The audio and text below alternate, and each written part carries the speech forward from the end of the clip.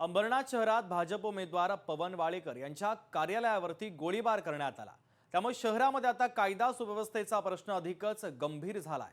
तर शिवसेना आणि भाजपच्या हातात सत्ता जर गेली तर अशाच प्रकारे शहरात गुंडगिरी वाढेल असा आरोप आता विरोधी पक्षांनी केलेला आहे।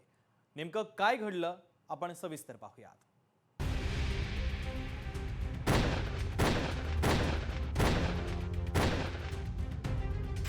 मुख्यमंत्र्यांच्या सभेआधी गोळीबाराची घटना। भाजप उमेदवाराच्या कार्यालयावर गोळीबार। बेछूट गोळीबारानं अंबरनाथ शहर हादरलं।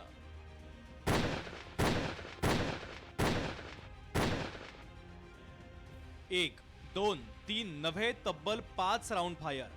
या घटनेनं अंबरनाथ शहर हादरलंय। मुख्यमंत्री देवेंद्र फडणवीस यांच्या सभेच्या आधीच अंबरनाथ शहरात बेछूट गोळीबार करण्यात आला। बाईकवर आलेल्या 2 अज्ञातांनी तब्बल 5 राऊंड फायर केले। भाजप उमेदवार पवन वाळेकर यांच्या कार्यालयावर हा गोळीबार करण्यात आला।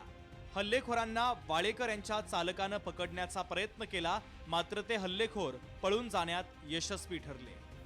और फिर उसके पीछे मैं दौड़ा तो वो लोग निकल गए। कौन थे लोग, चेहरा वगैरह देख पाए? चेहरे हेलमेट पहने थे। अच्छा, दोनों कितना राउंड फायर किया उन्होंने? 6-5 एक मिस हुआ है। हाँ। और 4 यहाँ के, एक आगे जाकर आपको कहाँ पे लगा है? एक ये गोली लगाया आपको? हाँ, एक क्रॉस करके ऐसे किए तो मतलब एकदम बारीक से छूटे हुए। या प्रकरणी अंबरनाथ पोलीस ठाण्यात गुन्हा दाखल करण्यात आला असून 3 पथकं पोलिसांनी तयार केली आहे। त्यासोबतच ठाणे क्राईम ब्रांच याचा सखोल तपास करत असल्याची माहिती पोलीस उपायुक्त सचिन गोरे यांनी दिली आहे। यामध्ये अज्ञात हल्लेखोर यांच्यापर्यंत पोहोचून या घटनेविषयी जास्तीत जास्त विस्तृत खुलासा आम्ही येणाऱ्या कालावधीत करत आहोत। किती राऊंड फायरिंग झालेले सर? एकूण 4 राऊंड फायर झालेले आहेत। ते संबंधित कार्यालय जे आहे त्याच्या काचेवरती त्यांनी फायर करून 2 व्हीलरवरून त्यांनी पळून गेलेले आहेत। मतदानाला 2 दिवस शिल्लक असताना वाळेकर यांच्यावर झालेल्या हल्ल्यामुळे शहरात दहशतीचं वातावरण आहे। माझ्यावर झालेल्या हल्ल्याची पोलीस चौकशी करत असून लवकरच सत्य बाहेर येईल असं पवन वाळेकर यांनी म्हटलेलं आहे।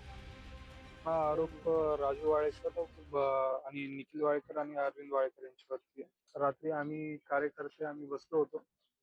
त्यानंतर सगळे जेवायला गेल्यानंतर मी दरवाजामध्ये येऊन फोनवरती बोलत असताना दोन जण बाईकवरती आले आणि त्यातला मागा जो बसलेला माणूस होता त्यांनी पिस्टल माझ्याकडे करून फायर केली आणि त्याच्यामधून मी बचावलो आणि बाकी नंतर आम्ही जाऊन पोलीस स्टेशनला कंप्लेंट केली। शिवसेना भाजपनं गुंडांना उमेदवारी दिल्यानं शहरात असे प्रकार घडतायत।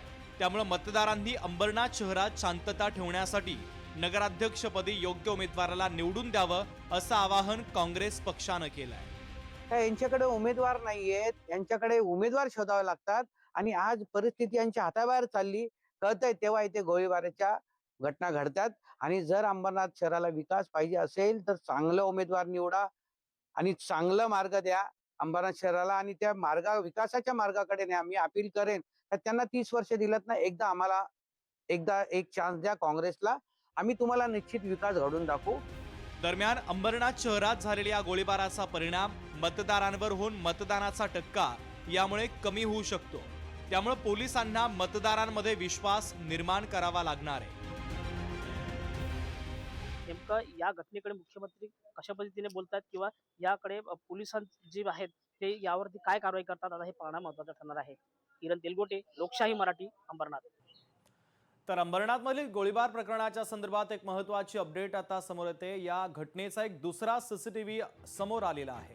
दोघांकडनं भाजप उमेदवाराच्या कार्यालयावरती फायरिंग करण्यात आलेली होती। 5 राऊंड फायर या ठिकाणी करण्यात आलेले होते। त्यानंतर या संदर्भातला एक सीसीटीव्ही देखील समोर आलेला आहे। ती दृश्य देखील आपण पाहतोय कशा पद्धतीने ही फायरिंग करण्यात आलेली आहे।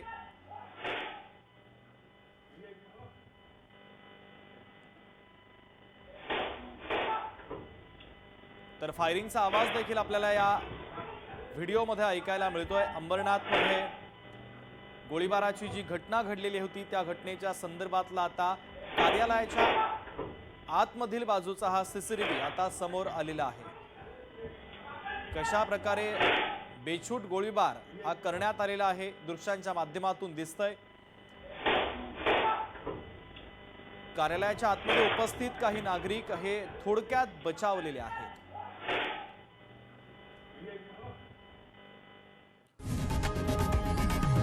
लोकशाही मराठी ऐका, पहा, जागरूक रहा।